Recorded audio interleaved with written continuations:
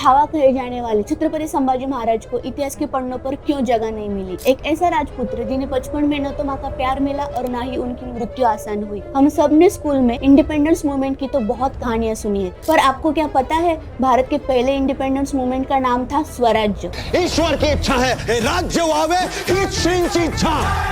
ये पंक्तियां सुन के सबके रोंगटे खड़े होते हैं। छत्रपति शिवाजी महाराज ने स्वराज्य की नींव रखी और उनके बाद इस स्वराज्य को सुरक्षित रखने का जिम्मा छत्रपति संभाजी महाराज ने उठाया और समय आने पर सर्वोच्च बलिदान भी दिया। हम आज भी भगत सिंह, चंद्रशेखर आजाद, रानी लक्ष्मीबाई के बलिदान की कहानियां सुनकर इंस्पायर होते हैं, पर इन सब की शुरुआत कहीं ना कहीं छावा छत्रपति संभाजी महाराज के बलिदान से ही इंस्पायर्ड है। फिर भी हमारे एजुकेशन सिस्टम में इनका जिक्र भी नहीं मिलता। शिवाजी महाराज के देहांत के बाद औरंगजेब खुद आगरा छोड़कर दक्षिण की ओर आया। पता है क्यों? उसे लगा कि शिवाजी राजे के बाद मराठे झुक जाएंगे, पर उसे क्या पता था परिस्थिति जेवढी बिकट मराठे तेवढेच तिखट। मौत के घुंघरू पहन के नाचते हम और हम।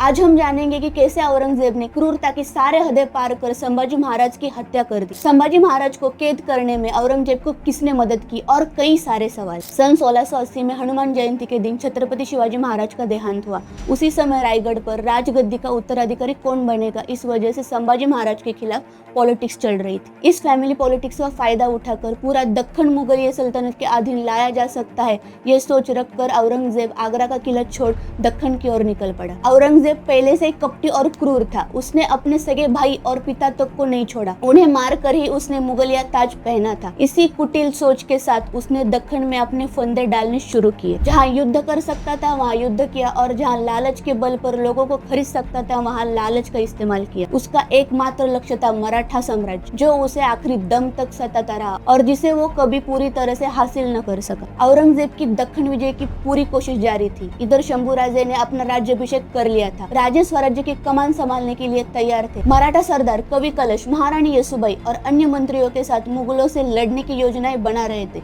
मुगलों ने मराठाओं के किलों पर हमला बोल दिया था। अब मुगलों का एकमात्र ही लक्ष्य था मराठाओं की राजधानी रायगढ़। वही रायगढ़ जहाँ शिवाजी महाराज ने अपना राज्याभिषेक करवाया था और हिंदवी स्वराज्य के पहले छत्रपति बने थे। इसी समय औरंगजेब ने विजापुर पहुंचते ही अपनी चालें चलना शुरू किया और कुछ लोग फितुर भी हुए, जिन्होंने आगे जाकर संभाजी महाराज को पकड़वाने में मुगलों की मदद की। उनकी कैद के बारे में कई स्टोरीज बताई जाती है, जैसे कि बखर, रॉबर्ट ओम्स के लेटर, मनोची, काफी खान, इन सब ने अलग अलग कहानियां लिखी है और ये सब सुनी सुनाई बातें हैं। एक दिन औरंगजेब को खबर मिली कि संभाजी राजा रायगढ़ छोड़ बाहर निकले हैं और औरंगजेब भी यही चाहता था। उसने मुगल अधिकारी असद खान को लेटर लिखा कि तुमने पन्हाड़ा किला लेने के लिए जिस मुकर्रब खान को भेजा है उसे जल्द से जल्द संभाजी के पीछे भेज दो। इस पत्र के आधार पर मुकर्रब खान ने अपना रुख संभाजी महाराज की ओर मोड़ दिया। इतिहासकार कमल गोखले की पुस्तक शिवपुत्र संभाजी के अनुसार संभाजी महाराज, कवि कलश और मराठा सेना संगमेश्वर के सरदेसाई के वाड़े में ठहरे थे और जैसे ये बात मुकर्रब खान को अपने जासूसों से मिली तो वो संगमेश्वर की ओर निकल पड़ा। मराठा सेनाओं को औरंगजेब की इस चाल का कुछ भी पता नहीं था। जब तक ये बात मराठाओं को पता चली तब तक बहुत देर हो चुकी थी। मुकर्रब खान की विशाल सेना ने संगमेश्वर पर हमला कर दिया। पहली बार ऐसा हुआ कि मराठाओं का छत्रपति शत्रु के हाथ इतनी आसानी से लग गया। छत्रपति संभाजी महाराज और कवि कलश को भारी जंजीरों से बांधा गया। उनके मुंह कपड़ों से ढक दिए गए और उन्हें घोड़ों पर लाद कर मुकर्रब खान सह्याद्री के घने जंगलों से ले गया ताकि मराठा सेनाओं को कानो कान खबर न मिल सके। जब कैदियों को बहादुरगढ़ में लाया गया तो उनका अपमान करने के लिए उन्हें जोकर जैसे कपड़े पहनाए गए। उनके सर पर घुंघरू वाली टोपी और गले में घंटियां बांध दी गई। फिर दोनों को बीमार ऊंटों पर बिठाकर बहादुरगढ़ की गलियों में परेड कराई गई। मुगल सैनिक उनके चारों तरफ चीखते चिल्लाते गंदी गालियां बकते रहे, लेकिन इन सब के बीच भी शंभूराजे और कवि कलश शांत और अड़िग बने रहे। इनकी आंखों में न तो हार का भाव था और न ही मृत्यु का डर। उधर औरंगजेब अपने शामियाने में संभाजी महाराज के आने की तैयारी कर रहा था। औरंगजेब भी मन में सोचता होगा कि एक वो समय था जब ये संभा कुछ 10-12 साल का ही होगा। तब आगरा के दरबार में मेरे सामने खड़ा था। वही तेज, वही जुनून और वही निडरता आज भी इस संभा की आंखों में दिखाई दे रही है। उस समय शंभूराजे युवराज और मनसबदार थे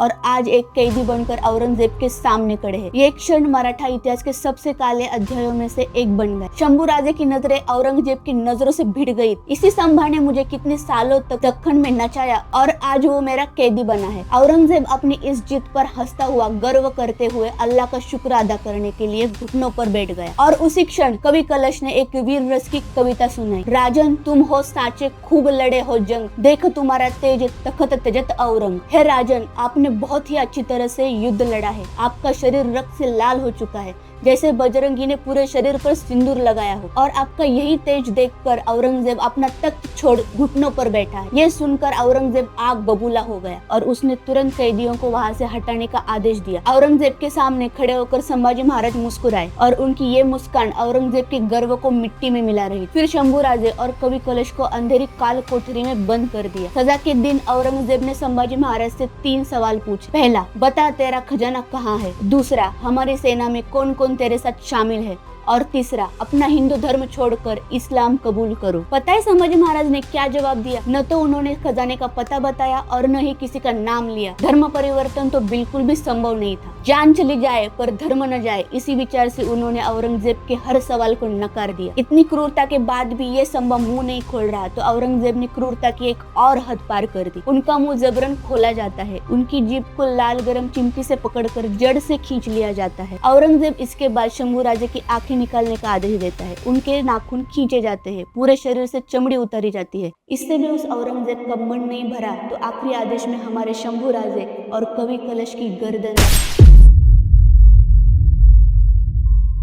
हमारे छत्रपति संभाजी महाराज की मौत की खबर पूरे दक्कन में आग की तरह फैल गई और जहां जहां मराठों ने ये बात सुनी वहां वहां मुगलों का खात्मा करने की ठान ली। और आगे आने वाले 25 सालों तक मराठे ने मुगलों को इतना परेशान किया, इतनी हानि पहुंचाई कि आगरा से दक्कन जीतने आया औरंगजेब खुद की कब्र यही खोदकर दफन हो गए। भले ही भारत 1947 को स्वतंत्र हुआ होगा, पर इसी भारत को इस्लामिक आक्रांताओं से स्वतंत्र रखने की लड़ाई छत्रपति शिवाजी महाराज, उनके बाद संभाजी महाराज और आगे आने वाले सभी मराठाओं ने कायम रखी थी, जो कि पानीपत के युद्ध में भी दिखाई दी। ये स्वतंत्रता की मिसाल जगाने वाले शंभूराजे आज भी हमें क्यों पढ़ाए नहीं जाते, ये एक सवाल है।